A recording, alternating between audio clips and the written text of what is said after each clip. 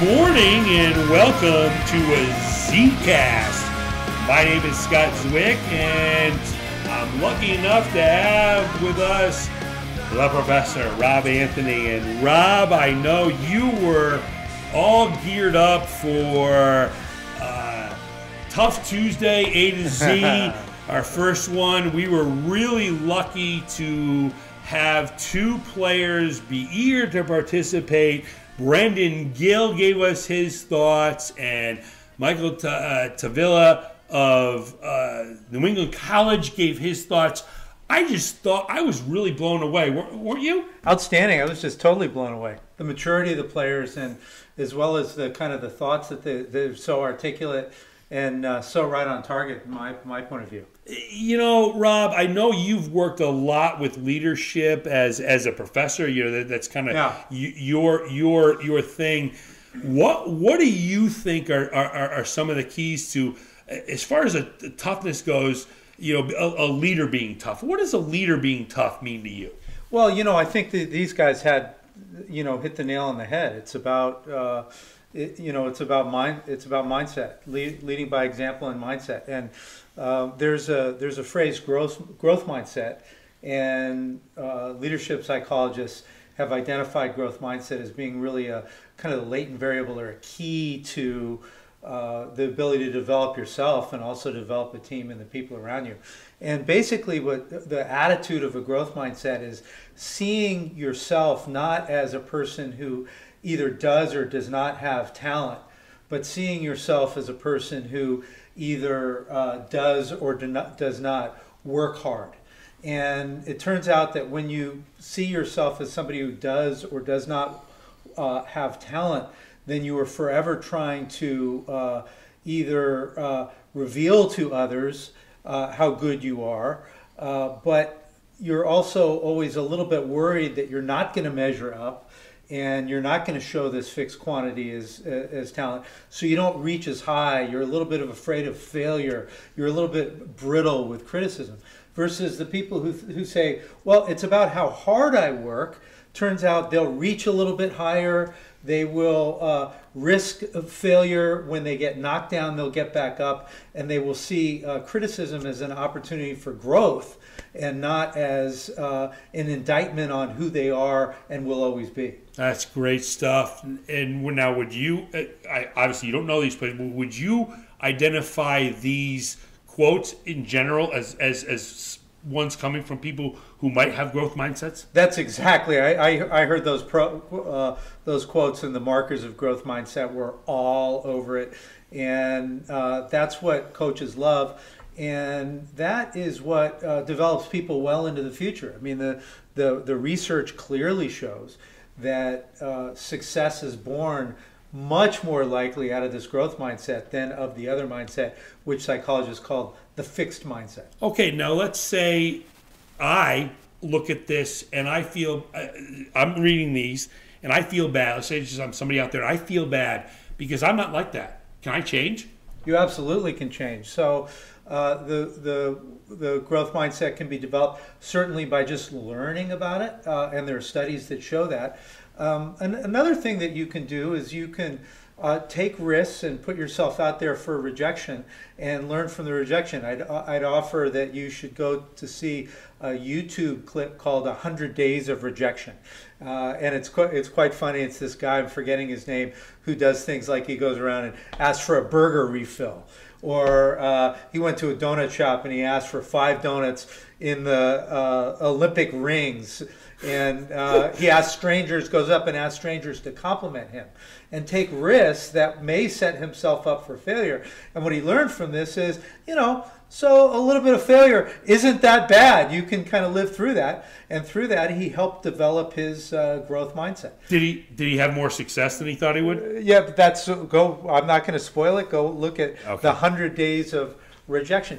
But I also think you talk about the power positive approach, Scott, and I also think that's important for the growth mindset. So just, kind of having those little moments of clarity where you catch yourself falling into this kind of negativity trap and saying, no, I'm going to see the positives as being more specific.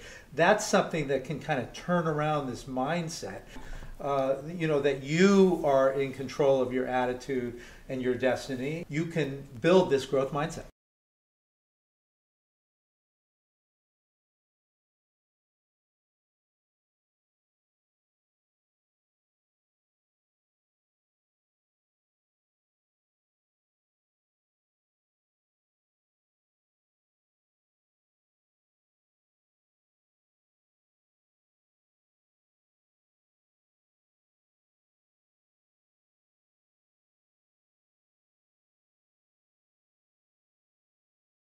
I'm sure there might be people out there that they may even make fun of me or wonder, this guy's all positive all the time. He thinks you always have to be positive.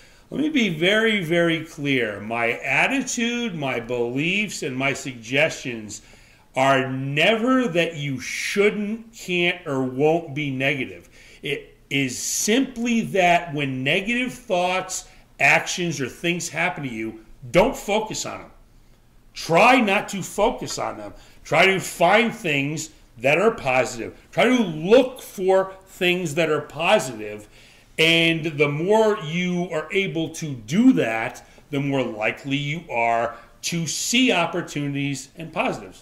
Right. And since you call me the professor and we're going down this path of psychology, psychologists have demonstrated that there are two things in particular that will build enduring resources for positivity and move the needle towards happiness in a sustainable way.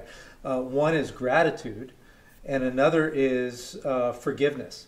And so one way to kind of train your mind to avoid the negativity bias and focus on the positive and remind yourself that you control your attitude and that your success is a matter of effort and not fixed quantities of talent is to every day spend a little time focusing on what you're grateful for. And when there are opportunities to kind of let go and forgive, to see how important it is to kind of take those opportunities. And it can be nothing more than a time of the day where you take literally 5-10 seconds and think about it. That's it. Yeah, bingo. So, Rob, I want to thank you for being part of this Zcast. I want to apologize. Are you grateful? I am very grateful for your presence here, not only here, but in my life and as a good friend, the good friend that you are. And I want to apologize to you for ending this Zcast early and not being able to expand. But we will, I promise you, we will do it in the future. I forgive you. Thank you. So we are demonstrating positivity at a level that is probably making people a little bit nauseous, but that's okay. We're trying our best, and that's all that matters. So for Rob Anothony, my name is Scott Zwick, thanking you for joining us for this mini podcast where we discussed positivity, leadership, and toughness. And we also want to thank Michael and Brendan for their contributions to this podcast and to SportsAtoZ, and hopefully to showing others what it means to be tough. So we will be back to talk to you very soon. Bing, bang, boom. All I know is that it feels like forever. No one ever tells you that forever feels like home. Sitting all alone inside your head. How much is real? So much to question. An epidemic of the mannequins, contaminating everything we thought came from the heart, but never did right from the start. Just listen to the noises, before you tell yourself it's just a different scene. Remember, it's just different from what you see.